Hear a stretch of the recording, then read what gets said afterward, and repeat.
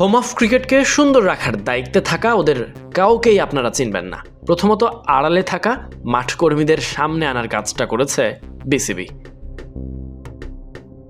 মাঠকর্মীদের ভাষায় আমরা কেউ 10 বছর, কেউ 16 বছর, কেউ 20 বছর ধরে চাকরি করি। তামিম মামা আসার পর অনেক টাকা বাড়াই দিছে, অনেক ধন্যবাদ তাকে, অনেক কৃতজ্ঞতা তাকে জানানোর মতো ভাষাও তো আমাদের নেই।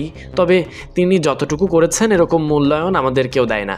এবার যে সম্মানটা আমাদের দেশে, অনেক ধন্যবাদ তাকে। বিসিবির অফিসিয়াল পেজে চোখ রাখলেই দেখতে পাবেন সহজ সরল এই ভাষাগুলো তাদেরই। মাঠ ও স্টেডিয়ামকে সচল রাখা এই কর্মীদের মুখে হাসি ফুটিয়ে তামিম ইকবাল প্রমাণ করলেন বোর্ড প্রধান হিসেবে কর্মীদের প্রতি দায়িত্ববোধ কতটা। এমন ভালো দৃষ্টান্ত প্রতিটি পদেই রেখে যাক খান সাহেব, সেটাই হবে ক্রিকেট পাড়ার আনন্দ। মূল সারমর্মে এমন কিছু কথাই শোনা গেল কর্মীদের মুখ থেকে। আরও একজন বললেন, আমি 16 বছর ধরে চাকরি করি, আমাদের দিকে কেউ তাকায় না।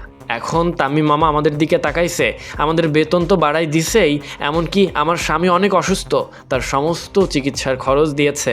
তিনি ক্রিকেট বোর্ডের জন্য অনেক কিছু করছে। ধন্যবাদ তামিম মামাকে, আমি তার জন্য দোয়া করি।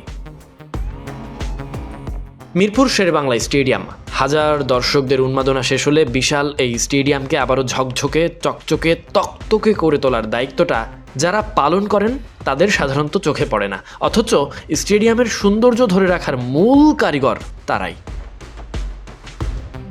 দীর্ঘদিন ধরে পরিচ্ছন্নতার কাজে নিয়োজিত এই কর্মীদের বেতন ছিল মাত্র 8,500 টাকা। বর্তমানের বাজারে দ্রব্যমূল্যের যা অবস্থা, তাতে তা একেবারেই অপর্যাপ্ত। সারাদিন অক্লান্ত পরিশ্রম করা মানুষগুলোর সামান্য এ টাকাই ছিল রুটিরুজি, যা অনুধাবন করতে পেরে বিসিবি সভাপতি তামিম ইকবাল এক ধাক্কায় তাদের বেতন বাড়িয়ে করেন 12,000, 12,500 টাকা। তারপর থেকেই সবার মুখে হাসি। সকলে ধন্যবাদ জানিয়েছেন তামিম ইকবালকে, দীর্ঘায়ু কামনা করেছেন অনেকে। তামিমের প্রতি কৃতজ্ঞতা ফুটে উঠেছে স্লোগানে। এই এরাই 10 বছর, 16 বছর, আবার কেউ বা 2 দশক ধরে স্টেডিয়ামকে পরিষ্কার করছেন। একযোগে সবার বেতন বাড়ানোর খবরে তাদের মনে খুশি। এমনকি সামাজিক যোগাযোগ মাধ্যমেও বইছে প্রশংসার জোয়ার, যার মূল কেন্দ্রে আছেন তামিম ইকবাল। Sadiq Ahmed Sunny, BD ক্রিক time.